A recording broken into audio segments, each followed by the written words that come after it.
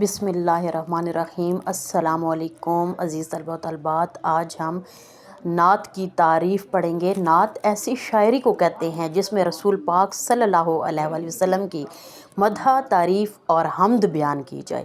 اس کا مقصد حضور پاک صلی اللہ علیہ وسلم کی سیرت، اخلاق، عظمت اور دین اسلام میں آپ کے کردار کو بیان کرنا ہوتا ہے۔ نعت گوئی ایک بابرکت اور پاکیزہ صنف سخن ہے جس میں جذبات، عقیدت، محبت اور احترام سب سے نمایاں ہوتے ہیں۔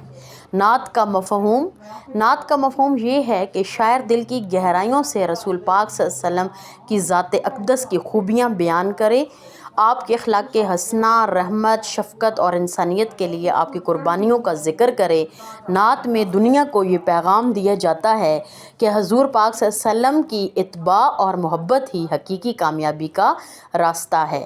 یہ صنف نہ صرف عقیدت کا اظہار ہے بلکہ سننے والے کے دل میں ایمان اور محبت رسول پاک صلی اللہ علیہ وآلہ وسلم کو مزید مضبوط کرنے کا ذریعہ بھی ہے۔